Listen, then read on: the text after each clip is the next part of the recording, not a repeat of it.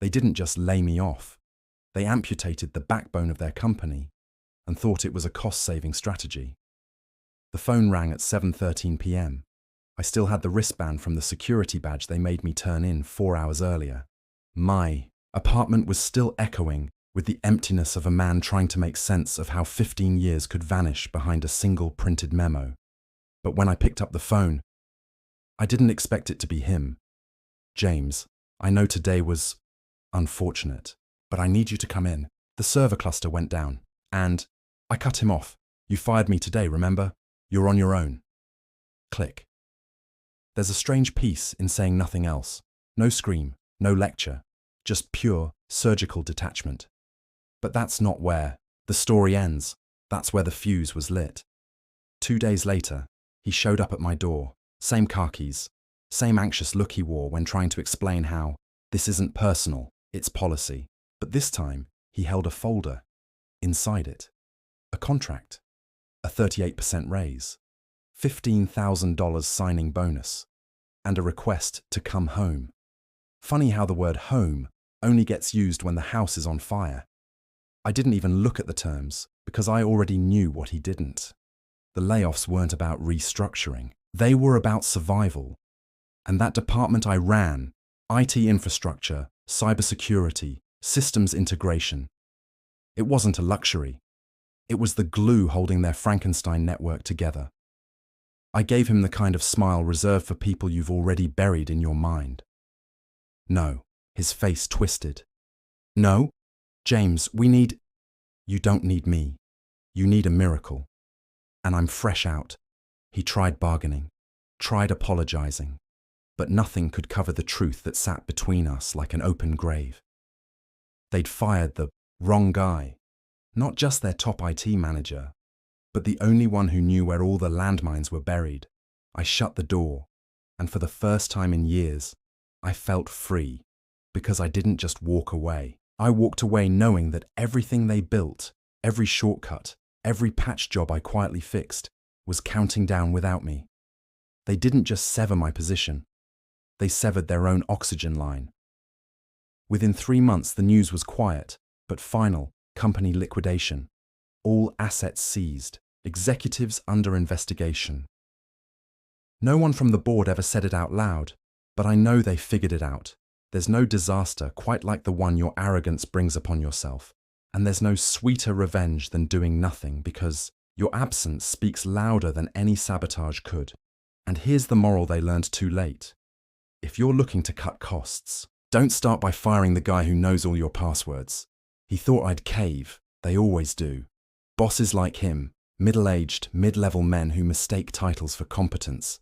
They believe loyalty can be bought back like a returned appliance, as if I hadn't bled for their deadlines, buried my weekends under their broken systems, eaten meals over server logs, as if I hadn't held the company together while they cashed bonuses for work they didn't understand. The real kicker, he never even asked why I wouldn't come back, because the truth would have shattered him. They fired me thinking I was just another cog. They didn't realize I was the architect, the only one who understood their digital skeleton. Every quick fix I ever installed, every patch, every workaround. I built it like a temporary dam. I warned them, it's fragile. This needs a permanent solution. But patchwork is cheaper than progress, and the CFO liked cheap. So when they laid me off, they didn't just lose a guy who could reboot a crashed drive. They lost the institutional memory, the map, the last lifeline. Let me paint the picture. By week 2, their internal systems were throttling under peak load. Client portals failed, email servers lagged, customer service queues backed up into 12-hour wait times. They hired an outside firm. But consulting firms don't fix chaos, they monetize it. By week 4, clients started leaving. Enterprise-level contracts, gone. That one multinational deal that kept the lights on, vaporized. And all the while, I was watching, not out of spite, but because I needed to see it happen. I needed to feel that justice wasn't a courtroom gavel or some calmer fairy tale. It was this: watching arrogance melt into desperation. watching them realize the guy they tossed aside held the keys to their survival. One night, I checked their site out of curiosity.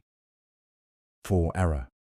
I laughed, not a mocking laugh, more like the laugh of a man who's been holding his breath for too long and finally exhales truth. They thought power lived in boardrooms, but I knew where it really lived, in knowledge, in quiet competence, in the unspoken skills of people who never brag, but never break. 3 months later, the company was a husk. The building was leased to another startup. The logo stripped from the lobby wall like it never existed. The CEO was now consulting. Translation? Unemployed with a LinkedIn addiction. But I didn't. Just watch them burn. I built something. I took a consulting offer from a rival firm, one who actually valued infrastructure. They asked what I wanted. I said, autonomy, budget, and a team that listens. They said yes. In 6 months, I tripled their system speed and cut downtime by 82%. They gave me equity, and every time I drive past my old office, I don't feel bitterness. I feel clarity. They taught me something. By accident. When the world treats you like you're disposable, prove you're indispensable elsewhere. Silently, strategically. Then let their collapse echo louder than any revenge could scream. So if you're ever tempted to crawl back to a company that cut you to save pennies, remember this. You are not their backup plan. You are the main event they failed to recognize. You know what they never talk about in business school? Power isn't loud. It doesn't come from titles or corner offices or budget approvals. It comes from what happens when systems fail. Who do they call? That is power. For 15 years, I was the guy they called at 2 a.m. when firewalls collapsed and client data vanished. I held it together with duct tape and genius, balancing on a tightrope of broken legacy code and upper management denial, and, for 15 years, I stayed quiet. Because I believed loyalty mattered. Because I thought someone would see the difference between keeping things running and barely keeping them alive. But loyalty is only noble if it's mutual. And when they laid me off to streamline operations, I realized I'd been loyal to people who treated my existence like an invoice, and that was the day I became dangerous. Not because I hacked them, not because I sabotaged anything, but because I didn't, because I walked away. And sometimes, silence is the most loaded gun. They couldn't replace me. They tried. They hired firms, freelancers, interns, people who thought they could just reset the system, as if years of duct-taped code and undocumented infrastructure could be debugged with optimism. But I had built it like a puzzle only I could solve, not out of spite, but because that's what they asked for. They wanted miracles for peanuts, and I delivered until they decided miracles were too expensive. So when it all collapsed, it wasn't revenge, it was reality. The truth is, I didn't need to burn the place down. They were already covered in gasoline. I just took the matches with me when I left. And here's the twist. After the company dissolved, I started getting messages. Former co-workers, junior devs, even a couple managers who had once smirked during layoffs. They all wanted to connect, to pick my brain, to see if I was hiring. Some of them even apologized. I didn't respond. Not because I was angry, but because I didn't need to. Their emails were their own confessions. You see, there's something poetic about quiet power, the kind that doesn't yell, doesn't flex, just waits. Because the people who know how everything works also know how it all breaks. So here's what I tell anyone who's ever been underestimated, overworked, or replaced like a light bulb. You are not a cog. You are the engine. And when they forget that, don't argue, don't fight, just leave. Then let them feel what silence does to a collapsing empire. 3 months after the collapse, I got a call from an unknown number. I let it ring. Something told me not to answer, not yet, let it simmer. Then, 2 minutes later, a voicemail came through. It was him. The same boss who had cut me off the payroll like I was a line item in a budget spreadsheet. James, I know things went sideways. We didn't realize how critical your work was.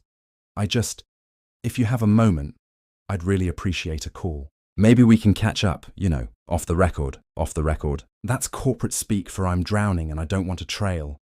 I never returned the call, because what he didn't understand was this. By the time you realize someone was essential, they've already rebuilt themselves into something untouchable. I wasn't the quiet IT guy anymore. I was a CTO now. Equity, team, freedom. And I finally had time to do what I never could under him. Innovate. I built systems that weren't just functional, they were resilient. Encrypted backup layers that could survive ransomware attacks, self-healing AI scripts that learned from system breaches, and most importantly, a culture that respected the builders, not just the talkers. Because here's the thing, that middle. Managers and profit chasers always forget. When you fire the person who understands the whole system, you're not saving money. You're taking out your own nervous system and hoping the body walks. And when the company flatlined, I wasn't surprised. I was free. It was like watching a toxic ex self-destruct while you're on a beach sipping black coffee from a place with real Wi-Fi and people who say thank you. One night, I opened an old group chat, back when we used Slack channels like therapy sessions. The messages had stopped, no updates, no pings, just digital echoes. They were gone, a memory, a cautionary tale. I screenshotted the last message I ever sent to the team before the layoffs. Fix the core, patches won't hold forever. Poetic, in hindsight. Because that company? It wasn't destroyed by sabotage. It was killed by arrogance, killed by the belief that people like me were replaceable. So I printed that screenshot, framed it, and put it on my office wall. Right above it, in black ink on brushed steel. Never again. Not just a mantra, a warning to myself, to any company I ever build, to any person who ever forgets the real source of power in this world. It's not capital, it's not connections, it's competence. And the moment you betray the people who hold the system together, you've already lost. I sometimes imagine him, my old boss, sitting in some rented WeWork office, staring at spreadsheets that no longer matter, trying to rebuild his shattered credibility on LinkedIn with posts about resilience and learning from failure. But you can't rebrand what you refuse to understand. He thought I was a function. I was the foundation. He thought I was an employee. I was the edge between chaos and order. And now, with every new system I deploy, every young developer I mentor, I tell them one thing. Don't let them tame your genius just because they fear what they can't control, because that's what happened to me for years. Every time I tried to implement real solutions, I was met with, "That's not in budget. Just patch it for now. We'll deal with it next quarter." What they meant was, stay in your lane. Don't outshine us. Be brilliant, but invisible. And I obeyed. Too long. But the thing about brilliance is, it doesn't stay hidden forever. It either burns you alive or burns the whole system down. I chose the second, and I've made a vow. Any company I build will never underestimate the quiet minds. The ones who fix things no one understands. The ones who walk in early and leave late. Not because they're exploited, but because they care. Because when you give those people room to breathe, tools to build, and respect to grow, they don't just create systems, they create empires. So here's your takeaway, etched in scars, not textbooks. If you've ever been the one in the shadows, the one who fixed what others broke, the one who stayed quiet when they should have roared, this is your moment. Burnout is not your fate. It's a warning shot, a red flag that you've been pouring your power into the wrong machine. You don't need to quit the industry. You need to quit the illusion that you owe loyalty to people who wouldn't throw you a rope if you were drowning in deadlines. No, you owe loyalty to your craft, to your fire, to your future self who's out there, waiting for you to stop settling. So let this story be your ignition. because the difference between burnout and billionaire thinking. It's not luck, it's leverage. And the moment you stop begging for a seat at their table and start building your own, that's the moment you stop being replaceable and start becoming unforgettable.